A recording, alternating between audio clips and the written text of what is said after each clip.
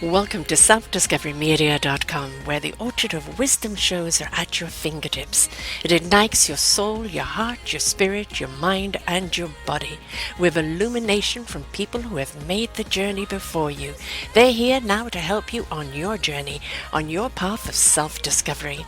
We are funded by you, the audience, and the people we interview. If you wish to support us, please go to selfdiscoverymedia.com and press on our Fund Action button. Anything is appreciated. We'd like you to sit back and enjoy the shows. Here we go.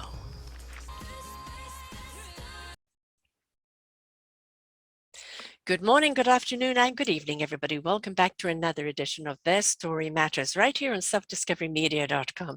I'm your host, Sarah Troy, and my guest is Anne Silvers. Abuse of men by women. It happens, it hurts, and it's time to get real about it. We talk about all the time women's abuse, and there's a lot of it is going on, and this has got nothing to do with undermining that. But men can be on the receiving end of abuse in a relationship as well. It could be from an emotional abusive girlfriend, a physical abusive wife, or a female partner who is demanding, controlling, manipulative, or bullying by using any of the 7 forms of partner or spousal abuse, which we will be talking about today.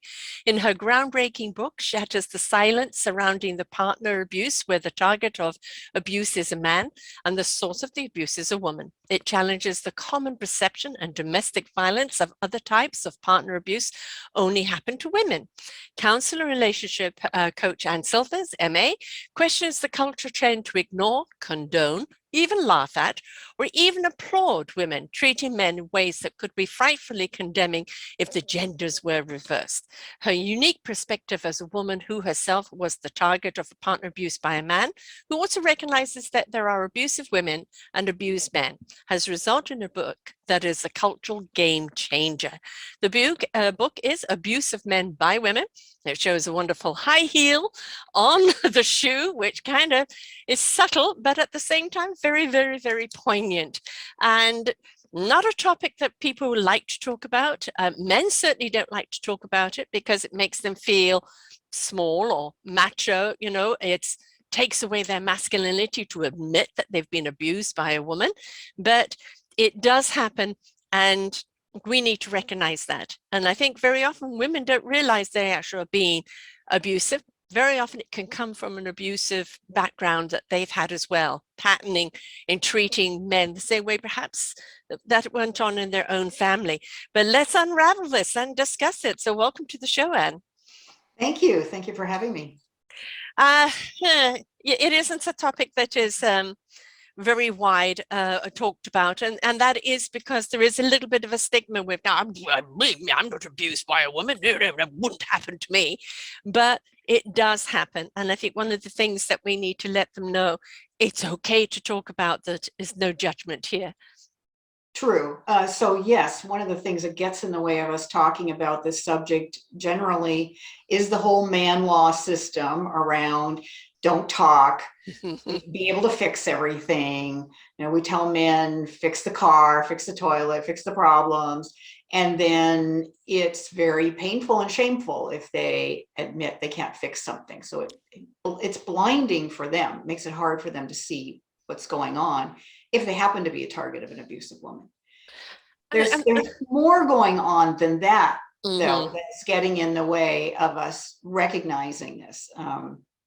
I recently did a blog post looking at why is the culture so blind when it comes to women abusing men, and I came up with 8 reasons that things that are getting in the way of us recognizing this. And the man law issues is one of those 8 things. Yeah. We also have pressure from the sort of domestic violence field that somehow, if we admit that women sometimes abuse men and it's harmful, then we are detracting somehow from the reality that men sometimes abuse women and it's harmful. From my perspective, all abuse is bad, and that's the approach to take. Yeah, and all abuse is bad. It doesn't matter who it comes from. I mean, there's even child abuse the other way around, where children are abusing their parents. Oh, which we, true. Yeah. so, where does the abuse come from? And is it a cultural phenomenon that is kind of advocated through social media, which I think very often today, as you said, we laugh at it. And and especially in the past and past comedy skits, you would see a man being nagged and this and that, and it would be a laugh. And we're realizing today how harmful it really is. But it's been around for a very long time, hasn't it? Yes, I believe it has been. I think that it might be growing as the culture has been so supportive of the basic concept that a woman should be able to hit her guy, throw his stuff outside, trap him with a pregnancy, all these, there's many different ways. And we have a lot in media, like what I'm thinking of is TV shows, commercials, movies, where we're showing this fumbling man who's stupid and would not be able to tie his shoes if it weren't for the wiser woman that he's living with. So Yes. we've culturally come to a place where I think this potentially is growing. I don't know about numbers wise whether that plays out, but there's the potential there. And at the same time, I think it's always been there. I believe my grandmother abused my grandfather. Yeah, I mean, you talked about that you were on the side, you were abused in your own relationship, and I come from a abusive one, which was actually not physical but browbeating. Right. They're demoralizing, they're bringing you down, they're putting you in place. And very often you very rarely kind of see women abusing physically the men most of the time, but it is very much the verbal of demeaning and shutting them down and making them feel small. And we don't realize how crippling that can be to a person. It's not the ego that's being hurt, it's the very premise of who they are is being destroyed. So there is that. There are the 7 forms of partner abuse, and in all of those forms, women can abuse men. So you're speaking to the emotional, psychological abuse and verbal abuse. I put emotional, psychological together as one, and then verbal as another. And all forms of partner abuse have an emotional, psychological component. So of course, it's the most frequent. When I started writing the book, Abuse of Men by Women, I actually thought it was going to focus on mostly the non-physical. And then as I got into it, I realized that no, the actual physical abuse of men by women is quite common, way more common than what we think it is. But not the same type of abuse as a guy generally does on a woman? Is it more like just whacking them and you use this or that? Or do you think it's actual physical harming? I think it's all of that. All right. So we have this, the cultural acceptance of the slap, which I think I would really hope we would change. Right. Yes. There's no way that a woman should be slapping her guy around. Right. But then we go from everything from that to scratching, burning, throwing things at them, physically attacking them with fists or weapons. I would also put into physical abuse something like grabbing the steering wheel when he's driving. Which is idiotic. And at the same time, it's very abusive. It's foolish, but sometimes an abuser will put themselves in danger because they're in a rage, potentially. They're not thinking clearly and they're behaving in these abusive ways. So to back up a bit, the driving forces behind partner abuse are to demean, control, or punish. So if we take the steering wheel idea, it's to control, maybe even to punish in that circumstance.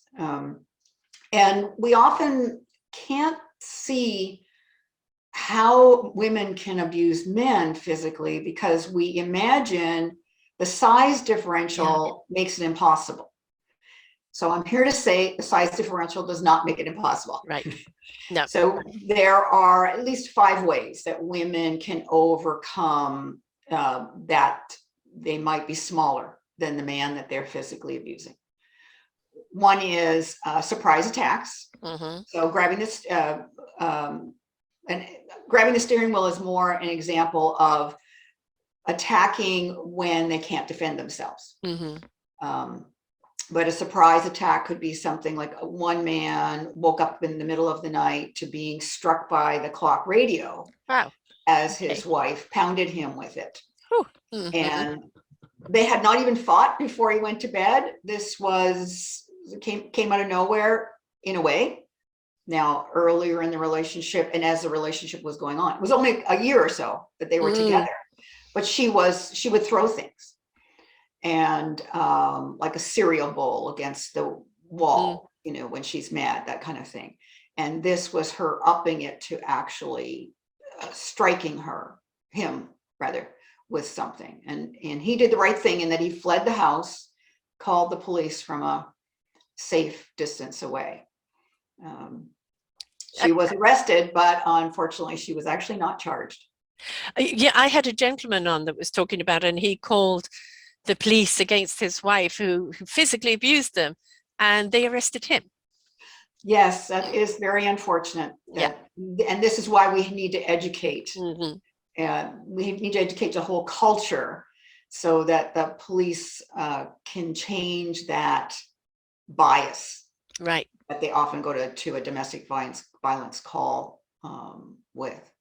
I mean, I want to go through all of the points, but it's like, you're saying that particular relationship was only a year old, and this still should be in the honeymoon period type of thing, and it's like, where does the rage come from? Because very often it's got nothing to do with the relationship with the person. It's their own inner rage and the lack of being able to to speak to it, that's been triggered by a relationship, or their own feeling of lack of control, or their own feeling of feeling trapped. It's always what's going on inside of us that then is projected on someone else. Yes, and the sort of bigger domestic violence field wants to present that the reason why domestic violence happens in couples is because of patriarchy. And so if you take that approach, well, women can't do it to men, because if you take the approach that it's happening because of patriarchy, you limit who it can be happening to and who can be doing it. And in my book, I list 72 different reasons why someone might be abusive to their partner. What's the most common? I think that would be a hard one for me to nail down to the most common. In my practice, I see that a common one is anxiety. And anxiety can drive controlling, demanding behavior. Right. And financial anxiety is always a big one, isn't it? Well, all kinds of anxiety. So it could be anxiety over COVID. That somebody isn't dealing with, and then they act it out in a way where they get to this anger place. And anger is a secondary emotion, so there can be any kind of emotional pain underneath that anger. We really need to be dealing with the underlying emotions. So anxiety is one of those emotions that might drive anger. And I think a lot of times when people aren't owning their own anxiety, they go into that life and death mode with the adrenaline, and there is a sense of, this has to be fixed right now so that I'll feel okay. And how it's going to get fixed is you need to be doing something different. Right. And if you cared about me, you'd do the different thing I'm telling you need to do. Right. Yeah. Nobody looks in, right? At ourselves. So it's somebody else's fault. So I've actually had great results with cases where abuse is being driven by anxiety. If we can get that enlightenment about the source, have that person own their anxiety and get treated for the anxiety, and teach some other relationship skills to the couple, I've often had really good results with. I mean, anxiety is it can be over so many things, and if we don't know how to handle it, it's going to manifest in any which way. And we always wonder, how can we reach out and hurt the ones we love the most? But that is one of the most common things, though, isn't it? is reaching out, hurting the ones we love the most, because we want them primarily to fix the problem because they're supposed to love us. There is that element. And I think another element is it's our highest investment relationship. Mm-hmm. So we can get worked up about it more than, a more transient kind of relationship where we're not so impacted by, a decision our friend made or something like that. Right. Or a coworker, although we can certainly get riled up about all those things too. I find that most of the time, repeated patterns. I was kind of, I married somebody completely and utterly different from, I thought, from my father, but I ended up marrying my father, and, my ex treated me the same way my father treated my mother. And then I realized the response of my mother is what triggered him to treat her in that way.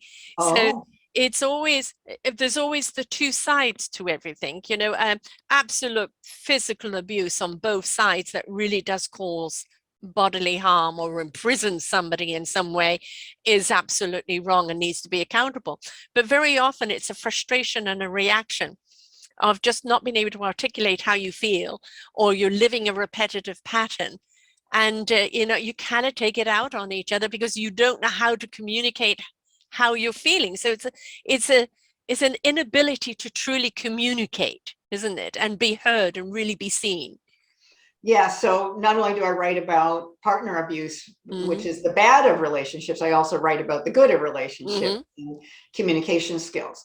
So when I'm teaching couples communication skills, or even individuals communication skills, there's three. There's how to say what you have to say with tact. Tact being a combination of honesty and respect. And what people will often do is, if we had a continuum, which is expressing yourself, over here we have squelching your voice, not speaking up at all. And over on the too much end, we have being brutally honest. The verbal diarrhea. Yeah, and this coming out with this urgency and anger and all that on the too much end. Yeah. And imagine both ends red, danger, not healthy. Yeah. And in the middle, a big green zone, which is tact. And so tact is that being able to speak your honest ideas and feelings and deliver them in a respectful way. And what a lot of people do is they don't know how to be tactful. Right. So they actually just bounce back and forth between the ends. Yes. And that looks like take it, explode. Yeah. And back to take it again. And nothing positive happens in the relationship to have positive change when you're not speaking up or you're blasting the other person with your thoughts and feelings, because that creates threat and defensive,ness and potentially escalation from the other person as well. So yes, communication skills is a really important area to help anybody who is in an abusive relationship. I've always found that when you're in the angst, write it down, and then read it, and then go, do I really want to say this? Because you're kind of spending the emotion.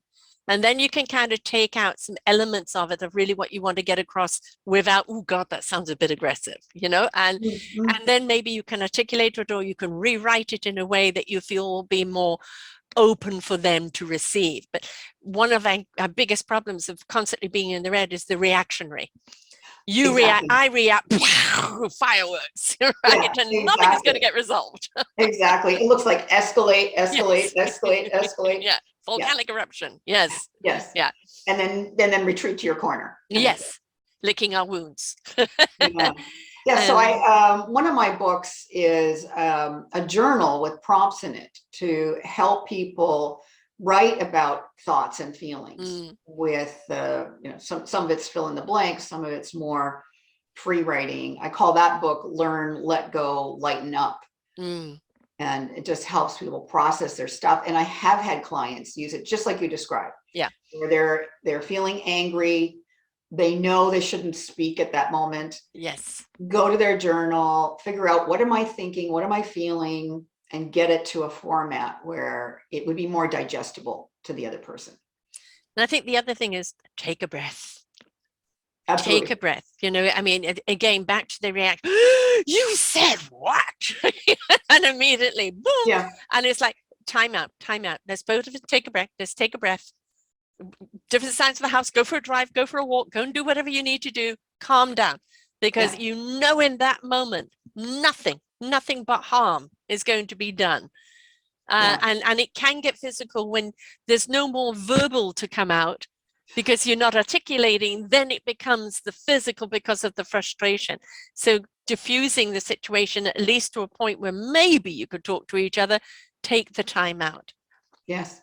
And make that time out constructive. Yeah. So I really think it's important to set up when you're not angry between a couple, talk about how to structure a timeout when needed. Yes. So talk about what should we say to each other that would be our cue that we need a timeout. How much time is reasonable? Not a week. Well, you know, is it 20 minutes? Is it an hour? Is it, and never argue late at night. Yeah. Like, just be willing to go to bed mad if you have to go to bed mad, or at least unresolved, and just tell yourself it's going to be okay. We'll work it out. Not every problem can be worked out in 24 hours. So we have to be willing to sleep. Yeah. And we have diminishing returns when we are arguing when we're tired, because the brain actually detoxes while we sleep. Right. So we start to get that very muddled thinking, and we're going around in circles, getting more frustrated with each other, and just be willing to go to sleep. Yeah, the salt on the wound, right? It's just going to get worse and worse and worse. And let's talk about control. It's a huge thing. In you know, we all want to say we're in control of our lives. And really, when you understand that we don't have a lot of control in our lives, we control how we react to life, but we can't always control what happens to us in life. And that is in a relationship as well. But when you're in a relationship when one person is trying to control over the other, you know, then it feels like you're more imprisonating that person. You're not allowing them to be who they are. And you say that you love them, but then now you want to control every aspect of them. And that breaks a relationship down quite considerably, doesn't it? Because the trust factor, and there's the feeling of you don't love me unless you're controlling me. And that can backfire. Yes, and I think that controlling behavior could be very anxiety driven. A person could feel out of control in their life, so then they're trying to control what they perceive they can, which could be their partner. Right. And do you think it's also to do with insecurity? It certainly could. Yeah, I mean, there could be multiple reasons why it's happening. Just like my 72 reasons why somebody could be abusive, it actually could touch on any of those reasons. Right. So those reasons include, you've already mentioned, you know, maybe you were raised in an abusive household, and so that was modeled for you, and you pick up that way of being. It could also be that you were pedestalized as a child and you got your way all the time. So now you would expect that people are just going to give you what you want, and it could be very unreasonable. So your partner could want reasonable boundaries and be able to do reasonable things, but the abusive person could find that unreasonable, and then it could drive a controlling behavior. I've had a lot of shows where people have talked about narcissistic relationships, and either side of the thing, you know, both sexes can be very narcissistic. And the thing about very narcissistic people is they're utterly charming, very easy to fall in love with. And then they've either lost interest with you or got a flavor somewhere else, and then it's a totally different face altogether. And it's so subtle that that I think it could be extremely harmful because you don't always see it coming. Correct. So you bring up a really good point, is that a person get pulled into a relationship with somebody they think is their ideal partner, and it's only further into the relationship that the abuse shows up. Yeah. So in the book, Abuse of Men by Women, I talk about how, what I call dating guy and dating girl. So we all put our best foot forward when we're dating. That's to be expected. But Flutter the eyelashes. Yes. exactly. But the very abusive person, and there's degrees of abuse, but the very abusive person, the narcissist, they're going to put this sort of this fantasy version of themselves is what they're going to present to you as dating guy or dating girl. And you're going to fall in love with that version of them. Now what comes into play is a psychological premise called confirmation bias. The confirmation bias is we take in and absorb that which confirms what we already believe to be true, and we sort of slough off the rest. Yeah. Now we are bombarded with stimulus, so we have to make some choices about what goes in and stays. The confirmation bias, what goes in and sort of finds a file folder in our brain to put it, is what fits what we already believe to be true. So when you've fallen in love with dating girl, then when the other version of her shows up, which might be the true version of her, you don't take it in. You Right. stay with, I just have to do things to get back to dating girl. Yeah. And dating girl could have been an illusion you'll never get back to. Right. It served its purpose, right? So it's not going back there. there. Its purpose, you're trapped. Now, that personality might pop up again anytime you, their target, starts to signal you're on your way out. Yes. So then they're going to sell you again. Yes. On how great they are. And there's actually something called love bombing. And love bombing is this exaggerated, they are the most fantastic partner you could, beyond your imagination. They're so flooding you with adoration. It's potentially the greatest sex you've ever had. and it's, you become very attached, like a drug. Right. But then once you're attached, that personality won't be there. Right. They're going to be mean and demeaning. Yes. And you're going to grapple with, oh, I'm really a bad person. I'm not giving enough. I'm not doing enough. Yeah. If I just do more, that wonderful person is going to come back. Right. And it's my fault that wonderful person isn't there. But the reality is that wonderful person that love bombed you is an illusion. Yes. Yeah. And it will come back, as you said, if they see, you faltering, you're like, oh, maybe it's time to exit or call them on it. And it's like all of a sudden they resell themselves. And they go, oh, no, they're really not that bad. It was just a bad spell. Right. And very, very easy for people to talk themselves out of all the signs that were there to get out. Because they've been resold the package again. Exactly. Yeah. Well said. Kind of relationships are buyer beware, aren't they? Yes, they are. They are. Yeah. And a lot of in relationships is this: people who want to find somebody to complete them. I'm looking for my soul partner, but it's the chasing the illusion of love or what they think it should be, but they're not doing the work on themselves. You've got to become the love of who you are, why you are, to attract that love vibration of somebody who will complement you rather than the completion of you.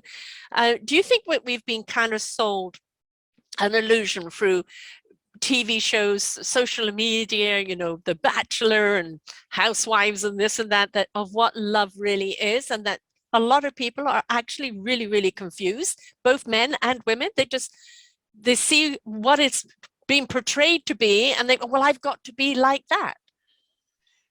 Yeah, I don't know how much that plays into getting trapped in an abusive relationship. I think quite often the very abusive, and we have degrees of abuse. Yes. From somewhat abusive to more and more and more, and then horribly awful. When we get into the higher places, and narcissists will be. So I want to just back up to narcissism too for a second. So narcissist, again, I would put on a continuum, and you start off with not at all, and then you move into sort of mild narcissism, and more and more dangerous to the people that are around them. And then you move on that same continuum, you move right into sociopathy. Yes. And so your common denominators there are excruciatingly self-centered. very manipulative, lying. They will look you straight in the eye and lie to you because they're such practiced liars. And when you get into the sociopathy realm, they don't have a conscience. And so they don't show the normal markers of lying. Yeah. And then they're all, like you said, charming. Yes. So they can charm you when they want to. And then this excruciatingly self-centered, if they're not the center, they're going to punish you for it. Yes. And it can leave you very bewildered as to what you're doing wrong and how you can make it better. And also this going to this place of, oh, I'm such a terrible partner. I'm not good enough. I'm inadequate. Right. If I were, I just have to do these things that they want. And oh, I can't do it. Why am I failing all the time? I'm such a loser. Yeah. And so then that's part of the trap. Yeah. Is this self-esteem going down and down and down makes it harder for you to see your way out. Yes. Yeah. I had a gentleman on, The Woman with the Green Lipstick is his book. And it's he married someone who actually worked for him. And then it eventually led to marriage, but he lived in one place, but he owned a whole load of UPSs, FedExes and things like this. And she kind of worked in one, and she said, I don't want to live over there. You've got to buy me a house here. And he goes, okay, I'll buy you a house there. And she moved her lover in. Right. And yet he still kind of stayed married. Oh, I'm obviously not enough. And it ended up with her putting a hit out on him, and it's like he had to kind of go for all of it before he kind of realized, like, and then he kind of he went to a shrink who said he told him what was going on. He said, "Get out, get out now!" And he did a background check on her, which he should have done in the first place, and discovered this was a pattern of hers. But he was so caught up in her manipulation that in even moving a lover in, he made an excuse for. Yeah. The one thing that is so awful about being in a relationship with a very abusive person is they have so much, you're so available to them. Yeah. They can experiment on how to control you. If you catch one of their maneuvers, they can experiment with controlling you in a different way. Yes. And you're just on the strings, right? They'll just know which string to push. Yeah. I mean, they're very, very good at hiding those signs. Should we be wary of what the signs are when we go into a relationship? Is that healthy to kind of go into, if you ever see these signs, there's some red flags there. Because when people fall in love and they marry, it is meant to be that open honesty between you, and you shouldn't be looking for red flags. But how much of you should be aware of certain things, and how much should you ignore? Because it really today, Well, I think that one of the whole purposes of dating is looking for the red flag. Right. Yeah. And we should be dating with eyes wide open. And before the heart's wide open. Yes, exactly. Exactly. Kind of, put the brakes on all that hormones that, when the oxytocin gets flooding us, that's the love hormone, we can get very confused and very blinded. Yes. Because we feel like, well, this person is a great person for me to be around, but it's that hormone flooding that's happening. So, go ahead and embrace that. At the very same time, keep your eyes open for the red flags and notice them, process them. Don't just, oh, she's having a bad day. Yes, we get to have bad days. Yes. But, not continually. If she's stabbing the waiter with her fork on a bad day, that's too bad a day. Yeah, exactly. And, maybe if the oxytocin is so strong, this is an affair and it's not marriage. Maybe. Right? And it's but they will try and definitely con you into marriage because that's their hook. Yes. Right? So actually that's a great red flag, is if somebody is pressuring you for marriage, that's probably somebody you shouldn't marry. Right. Yes. Yes. What I see is a lot of times it's like, so let's say a couple is together for a while, dating, not that long. Mhm.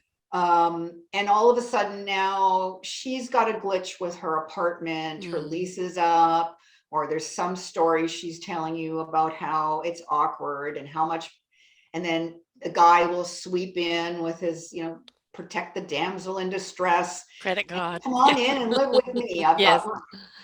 You have to recognize that inviting somebody to live with you needs to be taken very seriously. Yes. It's so much harder to end a relationship when you're living together than if you're just dating. And, And so once she's moved in. yes, especially if there is a child involved, either side. Yeah. And then it's like, well, we don't want to disrupt the child, or Exactly. good to the child, not good to me. And, it's like there is another life you're responsible for, and if you're not 100% sure that, and I think also a really huge basis in any relationship, can you be best friends, before being best lovers? Because there's so many times in a relationship that friendship is going to be the glue that will hold you together. And if the friendship is rocky, if I love you, but I don't like you, it's a flag, Exactly. Yeah, I feel so good when I'm around you. That's the oxytocin. Yes. Right? That's the hormone. But then, wow, when I think about the awful things you said to me, yes, when we're apart, I feel terrible. But then when I'm with you, I feel wonderful. Yeah. But then when we're apart, Yeah. I think about what you said to me, what you did to me, I feel awful. That's a major red flag. Yes. Yeah.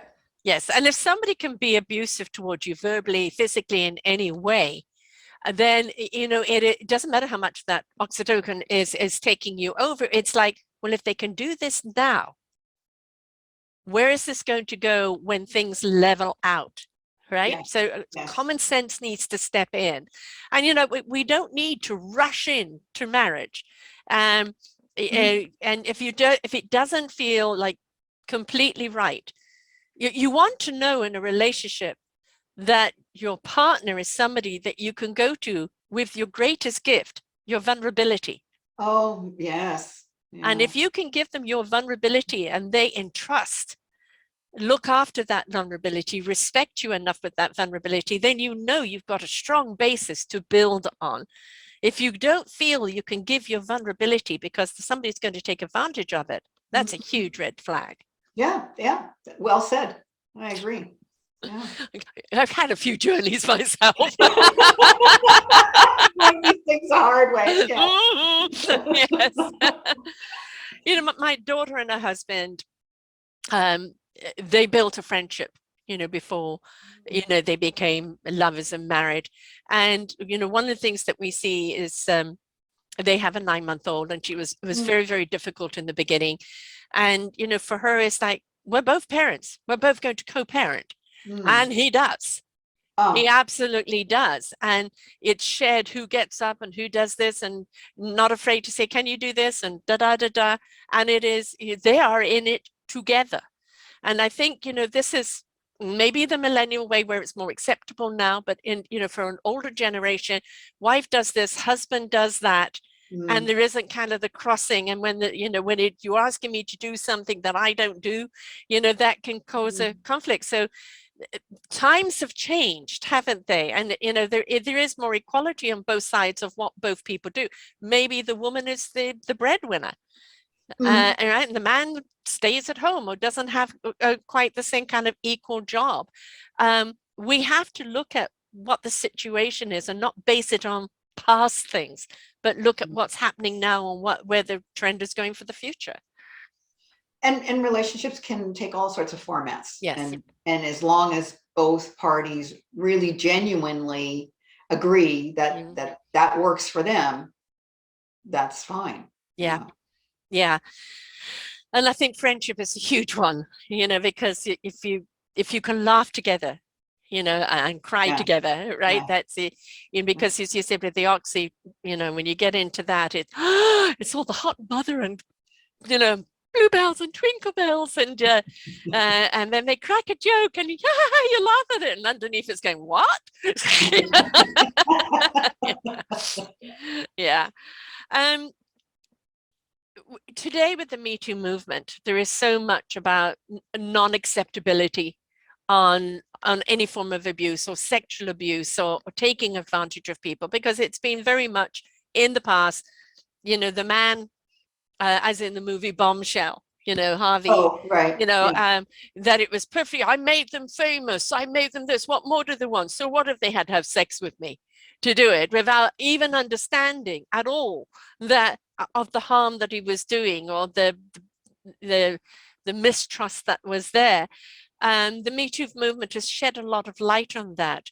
But what is an example out there to shed the light on the women doing the abuse, and that we need a Me Too movement for the men as well?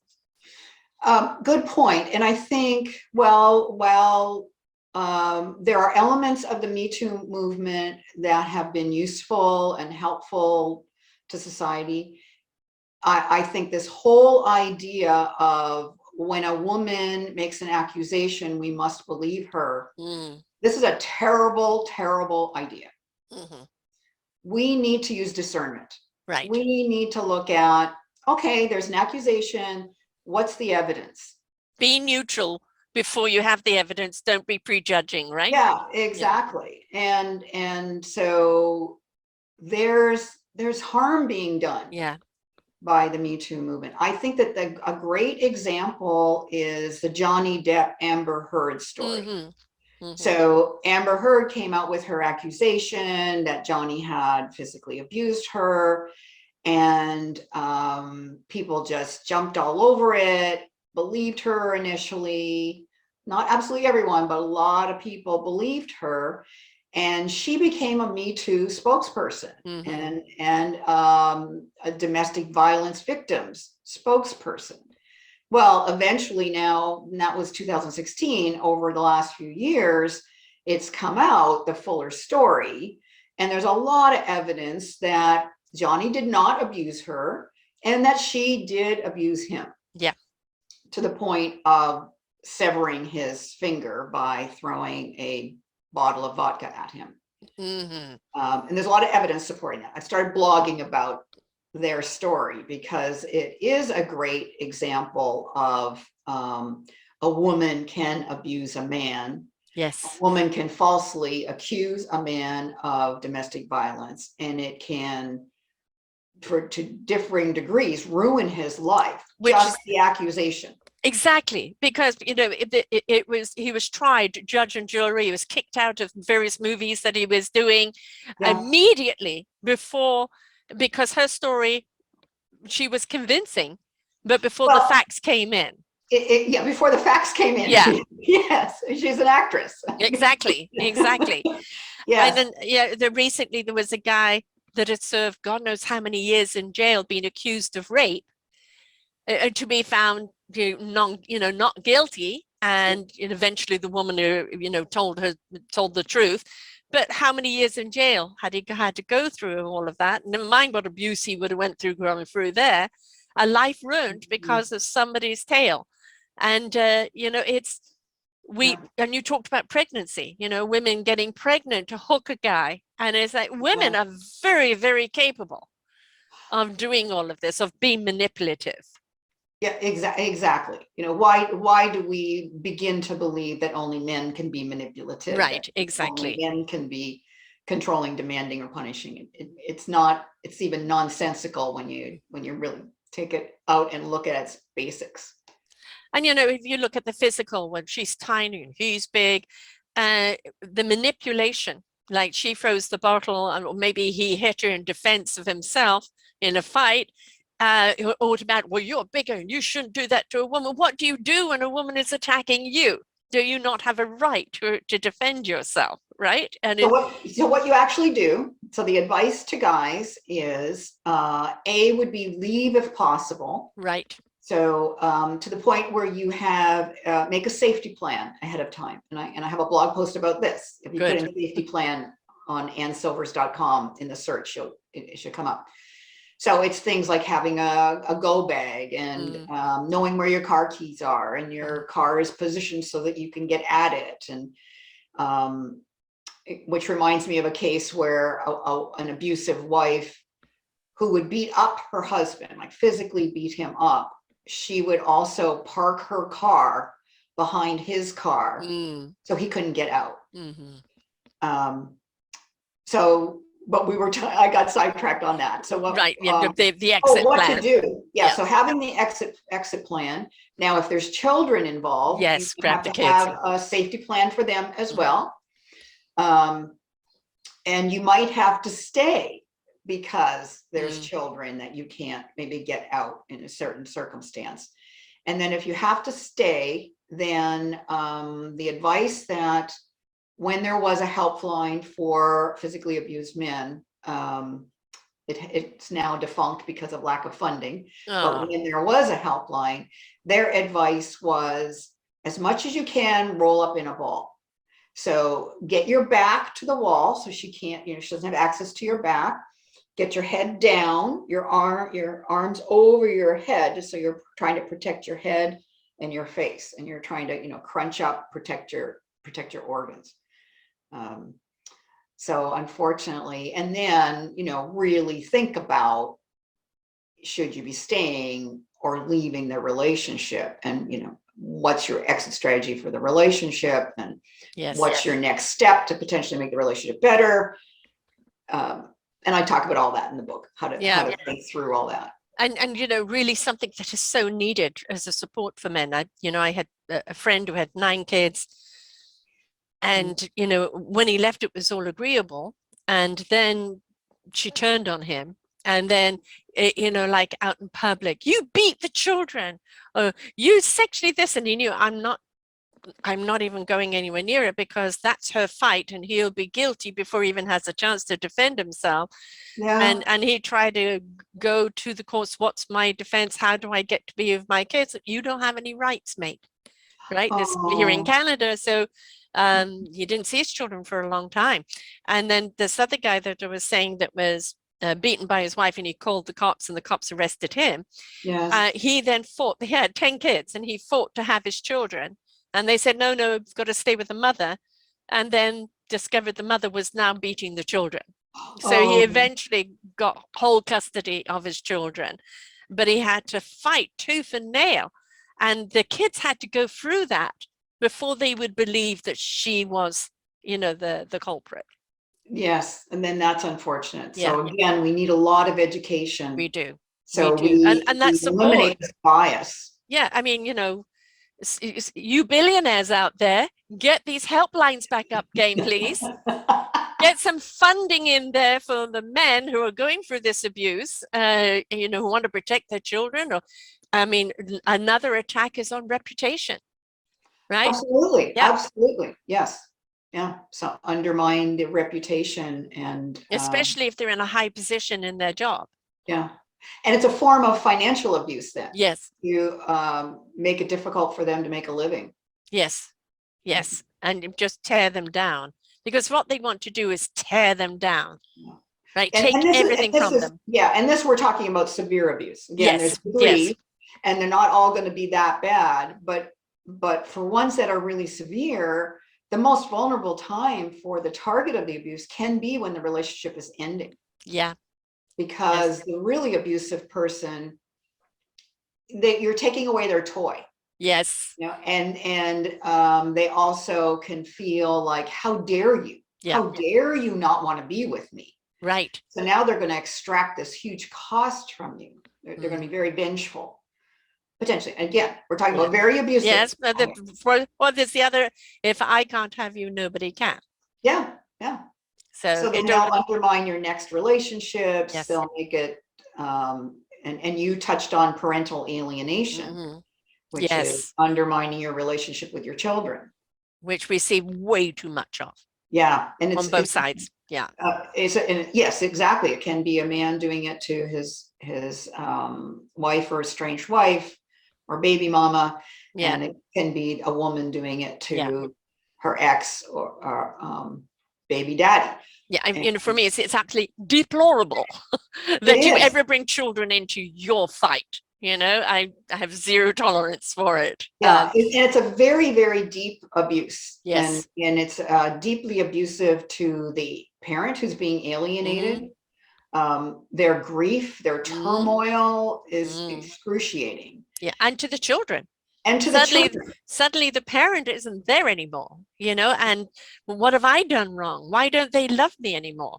Yeah. Right? Yes, exactly. Exactly. Yeah. And you touched on pregnancy as a trap. Mm, I have a blog post, 8 Red Flags, the pregnancy as a trap.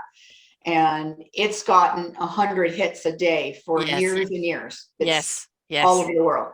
And I just had somebody leave a comment, a woman who is now middle-aged, who believes she was uh, her mother trapped her father Hmm. with her pregnancy. And this is the child now Right. in her mid 40s. And she's saying, it destroyed my life, Right. because then my dad left, they divorced. My dad was abandoned me. Mm-hmm. My mom neglected me, and I'm a Resentment. lost Yeah. soul. Hmm. So Yeah. it's a very cruel, self-centered manipulation. If you're in a relationship that's all hot and heavy and you're still not quite sure where everything else is, and she said she's on the pill, use a condom. I think it's good advice. You don't, you're not at that trust level yet, again, buy And it also, and before. also keep control of your condoms, because Yes, women have been yes, known to put pinpricks yes, in them yes. too. And I'll tell you a story. There was a man who told me that he was dating a woman. So they were not, now they may have been living together. I'm not sure about that, but he had been clear he did not want a child at this Mm. time, right? And they had sex. He left the bedroom. He came back into, so master bedroom suite, right? He comes back in and discovers her in the bathroom taking the used condom out of the garbage can to inseminate herself. Right. So be End very of relationship. careful. Hopefully. Yes, exactly. Yeah, take that as your final cue that Yeah. this is not going to Why work. do people kind of make excuses for a relationship when the red flags are there? Yes, we know the narcissist is very charming, but not everybody has that gift to be the charming Yeah, snake. yeah. But so many people go, oh yeah, but they didn't really mean it, or they're not really like that. And you'll have family members go, hey mate, poor, yeah, poor, Yeah, and we don't listen. Why is it that either we want to prove people wrong, or we want to prove ourselves right? What is it about us that will ignore all the signs? So again, in my book, there's a long list of reasons why people stay in abusive relationships.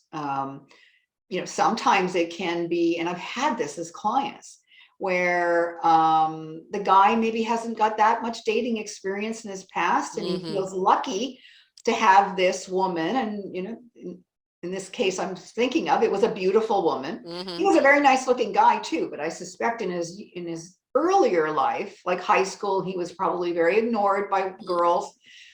He got fit Yeah.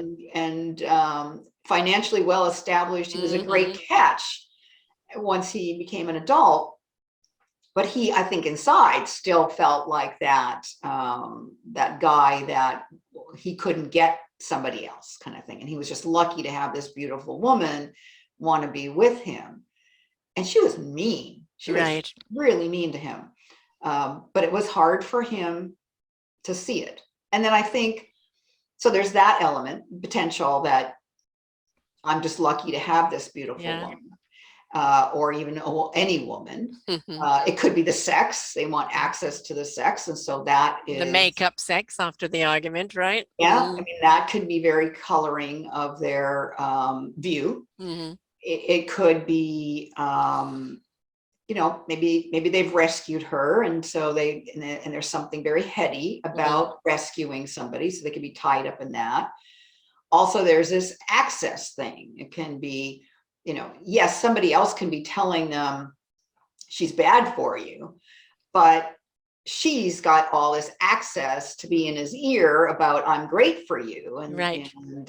you know, you just change here, and then there's promises to change, Right. potentially from her. There's also that abuse often runs in cycles, so it's not always abusive necessarily. Sometimes it's pretty steady, but Right. sometimes it's more cyclical, and so the abuse ramps up. There's some big event, and then there's a pullback. So it could be apologies, not always. It could be promises of change. So then you get your hopes up again. It's going to be good.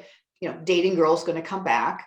And then now you have this ramping up attention again, more and more abuse, a big event, potentially a pullback. And that lulls you in. And then when you know, if I go around in circles enough, you get kind of mesmerized by it. Exactly. Exactly. I'm yours. And there's that. Yeah. And there's the lowering of the self-esteem. So Yes. it's hard to see your way out. Yeah. So there's a lot of different reasons. And if there's children involved, it could be this wanting to be there for the kids. Yes. Lots and lots of reasons, and that could be keeping somebody trapped. And I think if you start dating and she doesn't like your friends, or your friends don't like her, and she doesn't want you to see your friends, and she doesn't want you to go hang out with your friends, that is a red flag, because now she wants you to change your life altogether just for her. Right. And it's and you're speaking to isolation. Yes. Can be an abusive tactic, because yes. they want to sort of capture you, and they can more own you. own you. And it's easier to do if you don't have other influences in your ear kind of saying, really, what do you think about that? Or I love you, but I just want you to change this and change that. I don't like the way you wear your hair. No, your clothes aren't very good. You've got to do this. You got to do that. So I love you, but. Yeah. And then it also speaks to how difficult it is to tweeze it out. Where is it healthy and where is it unhealthy? Because, maybe you really do have things that you would do well to change. Maybe you're abusing alcohol and it would be much better if you didn't. And so she might have very legitimate concerns that she is bringing forward. And this is where it gets very murky, and one has to be able to look at the details of what's going on. And once you're in a really abusive relationship, it's hard to get a clear mind to tweeze it all out and see what the reality is. There's one word that we haven't brought up here, which is an enormous word: jealousy. Oh, it can certainly drive controlling, demanding, punishing behavior. And it's another one that, we would put on its continuum of reasonableness, where, over here we'd have 0. Let's say, put over here totally reasonable. And in terms of, it's grounded in reality. I mean, she just caught you in bed with somebody. She has reason to believe. Yes. Right? Yeah. Okay. And then over on the other end, we have totally unreasonable. You've done nothing to... You smiled at the waitress. Exactly. Exactly. I mean, I had a couple where they couldn't go to the beach because she would be angry with him if he happened to look up when a woman happened to be going by in a bathing suit. Right. They were on the ferry. I live in the Seattle area, so we have ferries going back and forth to places, and they were on a ferry, and he simply looked up when a woman walked by, and he caught hell for that. Right. And that's totally unreasonable. Right. He was not at all deserving of that reaction. Yeah. But inside the relationship, they can nag you about it till it's a gaslighting element. Yes. So you begin to wonder, am I wrong? Was it wrong what I did? Did I, how can I change this? And then they look down the entire time for the rest of their lives, right? Yeah. Or how can I just haven't figured out how to say it to her yet so that she'll know I meant no harm. Right. So she'll know I didn't have any longing in my heart. Yeah. But that's not it, because she's coming from this very unreasonable, irrational place. Yeah. Yeah. I mean, there's a lot of people today, especially amongst your millennial and younger group, that just say, I'm not interested in long-term relationships. My parents have been divorced. I see this happening all the time.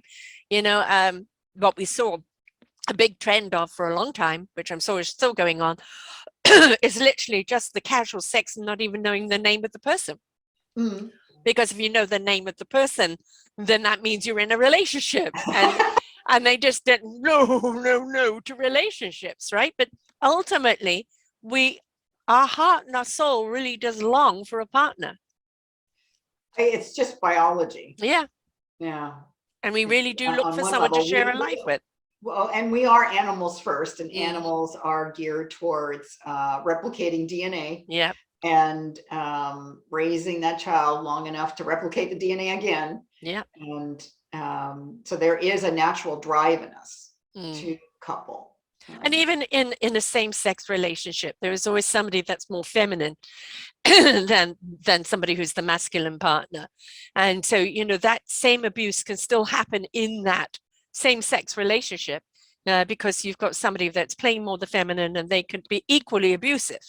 So it doesn't matter what the sex is, really. Yeah, and it doesn't even have to be that there are that much, that there's a feminine and a masculine, right. But rather you bring up a really good point, which is partner abuse can happen in any gender configuration of couples. Yeah, and it can happen in short-term dating. It can happen in cohabitating, marriage, and then beyond. So exes can be abusing you. Yeah. You think you've got rid of them, and then gift that keeps on giving. Oh, yeah, a gift that you send it back to the store, please. I want a refund. I think ultimately, we it really is kind of the buyer beware, but I think also it's very much about who we are in our own person, and the essence we put out is more what we're going to attract. And if we are insecure people, if we are people that have maybe a low self-esteem, or maybe too full of ourselves or whatever, you're going to get the gold digger or this or that. It's a lot of it is like what we put out is what we get.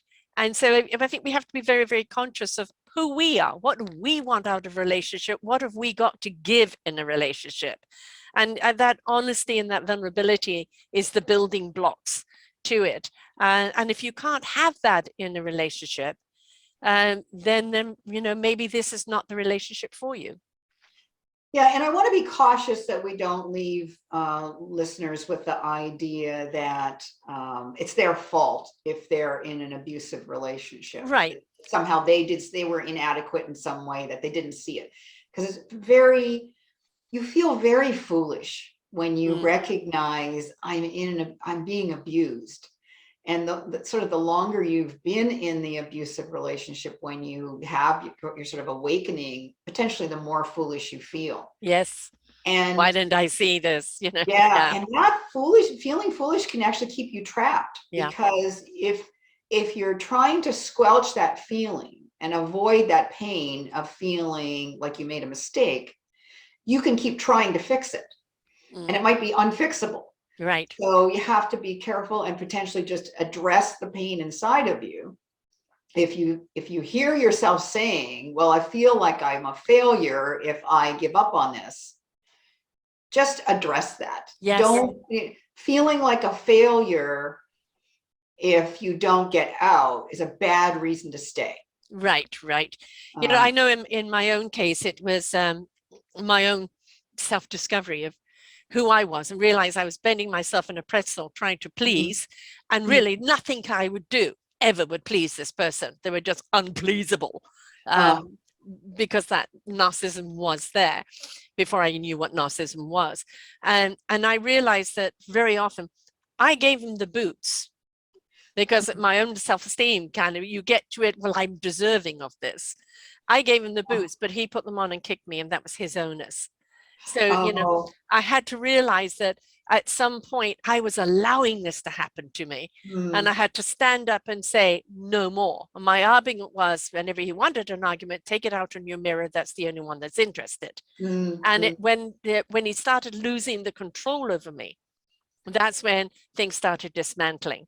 right? So at some point, we do have to stand up for ourselves and say, no more. So it's these situations are so, they can manifest in so many different ways.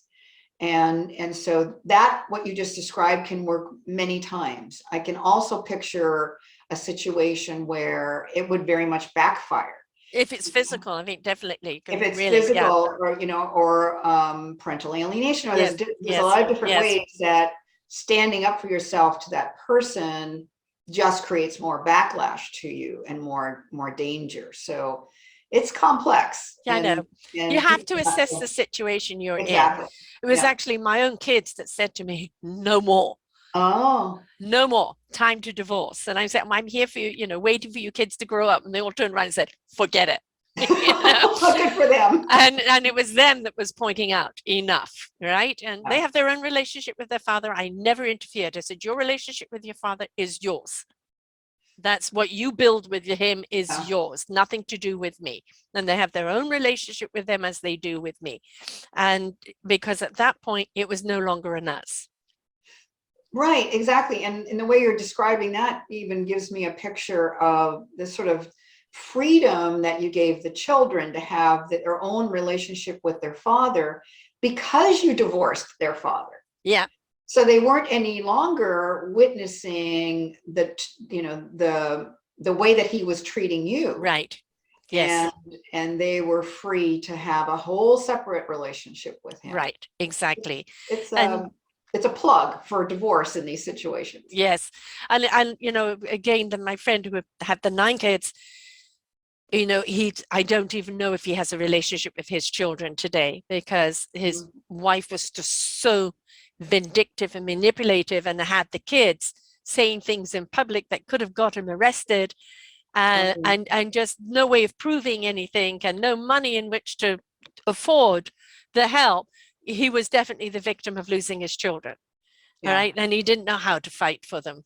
And whereas the other guy did fight for them. So I think you do have to kind of assess the situation. But my mom always used to say to me, the value you place on yourself is the value you're taken for. And it took me a long time to actually understand what she was saying. And when I finally put value upon myself, that's when he lost the control and also lost interest.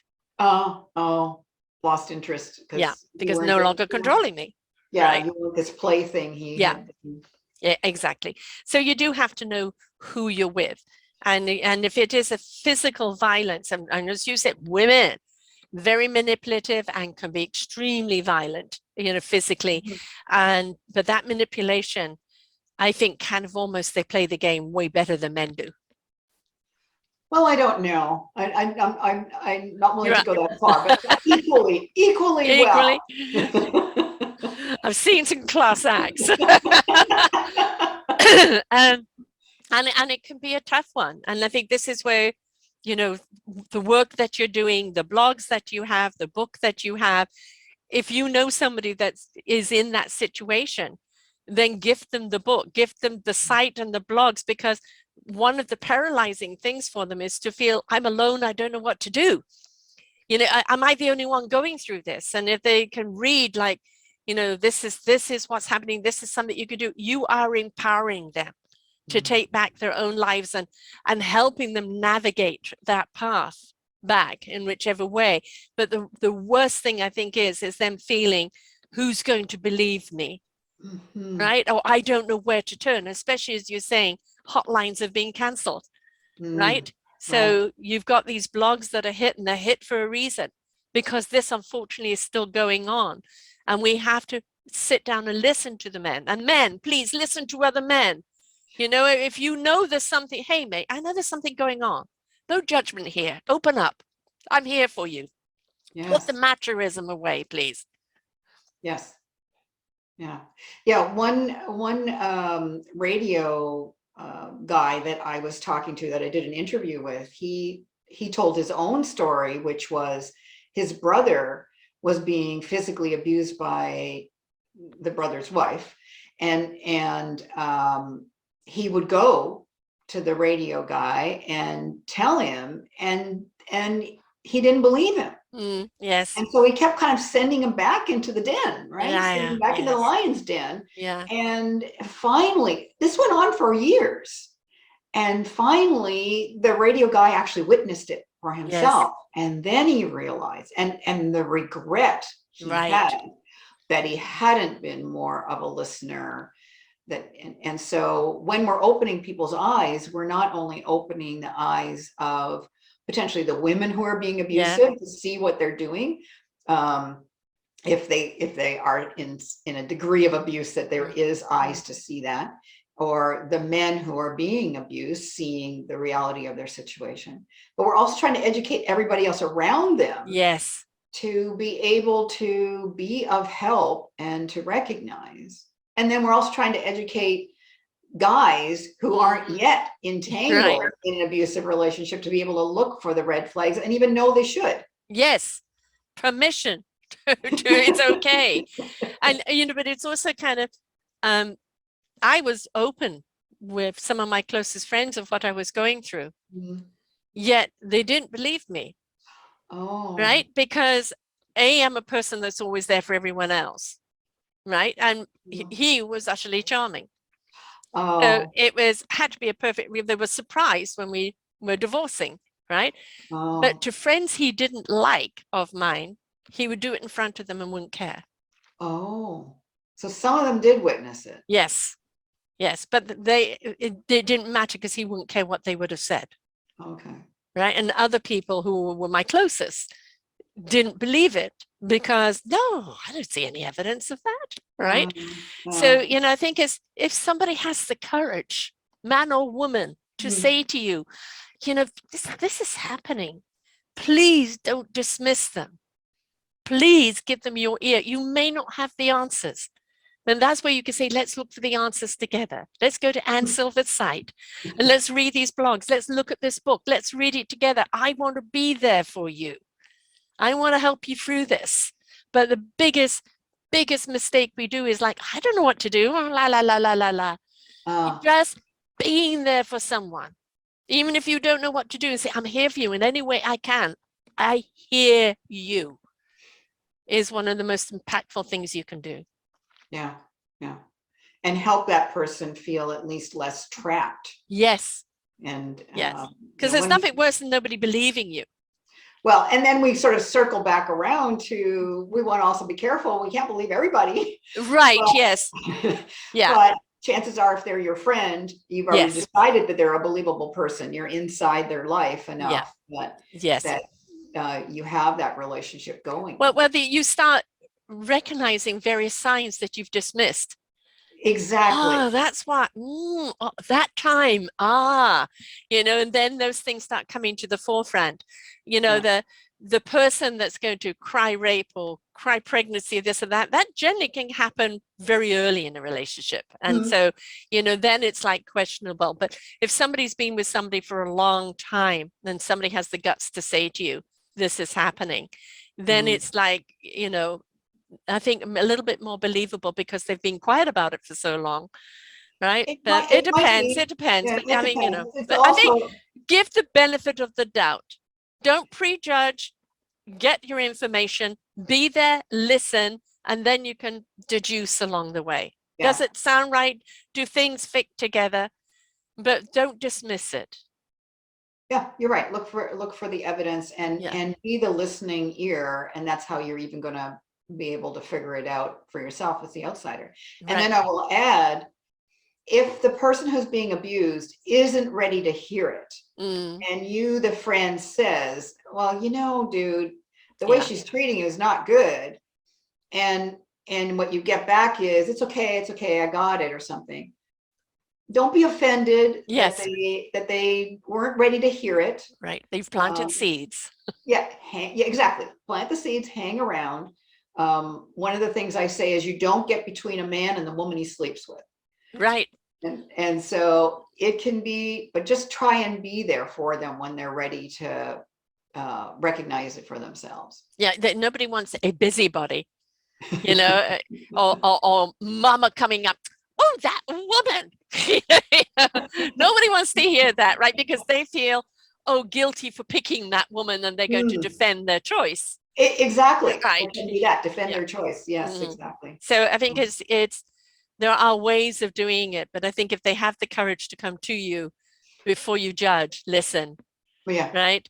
Listen and learn, ask the questions. Um, and if you do see something, you can even be talking about somebody else's story parallel, right? Yes. You know that George I worked with, God, his wife, what he's doing to her. And then they kind of know what this is going on, right? And it's what you're doing is cracking open that door. Yeah. Yeah, exactly. That's a great example. I mean, they could use this broadcast as, Mhm. so I was hearing this thing Yeah, about women abusing men, and talk about it, so that brings up the topic, and you just sort of see when yeah. you do that, does it plant a seed Yeah, with this I person? never knew this went on. I thought it was always the other way around. But do you know how many men are abused by their wives? And it's like, Yeah. and merely, oh God, that's me. And they may retreat for a while, but they know, hey, it's going on. Maybe Yeah. I'm going to listen to the broadcast myself. Hi guys, we're with you. We're here to help. We love you. Everybody deserves love in their lives, real, genuine, honest love.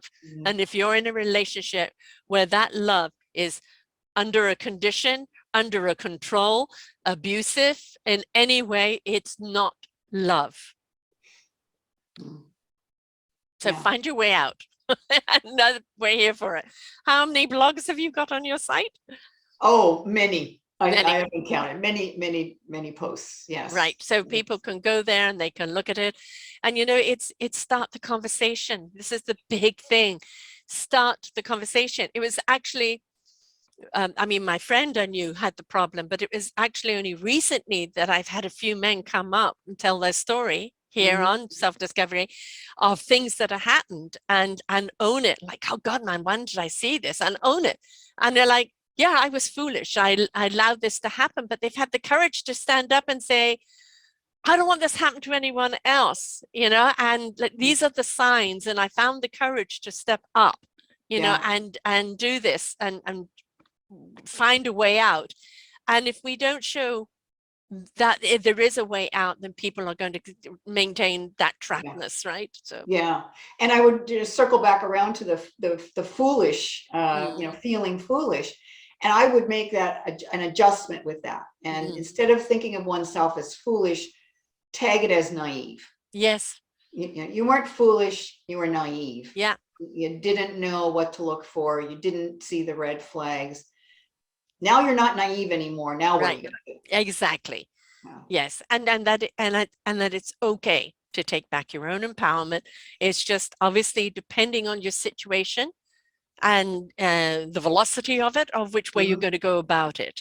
And Yeah. so there you need to educate yourself on what you can do. And it's all the blogs you've got, the books that you've got, you yourself counseling people, Mhm. you've got the help there. And so if you're feeling, okay, I realize this is going on, but I don't know what to do, here's a place to start. Mm. Thank you. Yeah. So how do people get hold of the book? So it's called Abuse of Men by Women. It happens, it hurts, and it's time to get real about it. It's available as an ebook on most um, online Mhm. store sources for books. It's available in print and ebook versions on Amazon and also on my website, annsilvers.com. No E on Ann. And same thing that's the same address for my blog posts as well. Right. And Ann Silvers, for people who are just listening and not reading, is Ann with two N's, Silvers, Silvers. Right?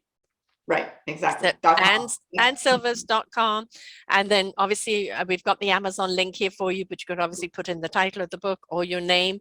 And, if people want to reach out, even on behalf of someone, you know, Oh, right? You say, if the person's not ready to contact you themselves, but there's somebody that's going through something, even if you aren't ready to counsel them for whatever the reasons, you can at least steer them to the right articles and the right book or things to do, right?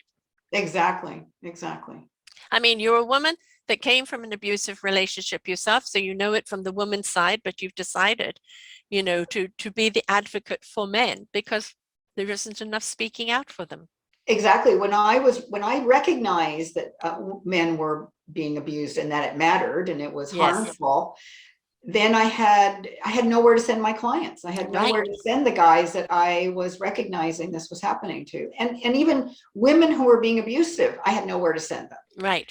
And so I just felt I had to fill that void. And Mm. that's why I wrote the book. Thank you for filling that void. It's not acceptable anymore, guys. We are in an era where at the fingertips we have information, and we've got to understand, why are we doing this? What's our agenda? When couples come together, it is meant to be a building a life together of love, of respect, of companionship, over for the long haul. You want to go right to the very end and be able to look at each other and say, I still love you. And there's going to be rocky roads along the line there, and you want to know you've got someone by your side that, can take the peaks and take the valleys, and that you've got it because you are together. And so when you're going into a relationship, don't just look at the moment, the hot and heavy. Look at the long thing. Can I grow old with this person? Do we have the same values? Have we got the same interests? Do we want the same things out of life? And then we'll know that there's something to build on, right? But please pay attention to those little, when your gut is saying to you, I don't know, but there's other organs that are going, it's please see it for what it is. Exactly. So we don't want to see this abuse anymore. We really want to see harmony in life, because there's quite honestly too much violence in the world altogether. And the only way we're going to come out of that violence is when we stop accepting the violence and we manage to step up and step out and place some love on ourselves, or don't buy the violence in the first place, because Right. you know what the package says. Read the fine print. Right. So thank you so much for sharing with us today, Anne. So it's annesilvers.com, and you can get your books also on Amazon and anywhere else. And please go and read the blogs, because there's somebody out there that that maybe you could just be in conversations. I read this blog, and you never know how it's just going to be a seed planted that's going to help somebody else. The ripple effect. Right. And if anything we can do to help somebody out of a situation in any way, we're really obligated to do that. So let's step up and be kind to one another and help somebody out of a situation by pointing them in the right direction. So pointing to Anne. Thank you. Thank you so much. And to everybody out there, remember, whatever you see from the front, look a little deeper. Pay attention to those signs. What is the mouth saying? What's the body saying? Is there just some way you need to just let them know you're there for them, no matter who they are? And if we could step out in some kindness and caringness towards one another, we quite honestly live in a better world. So until next time, bye for now. We hope that you enjoyed the show right here on selfdiscoverymedia.com. Please tune in to our selfdiscoverymedia.com/shows, and you will see all the other genres that we have from you. Every week on Tuesday, we bring you new shows from illuminating people. If you know someone that should be interviewed, please contact us at info@selfdiscoverymedia.com. Now stay tuned for your next show.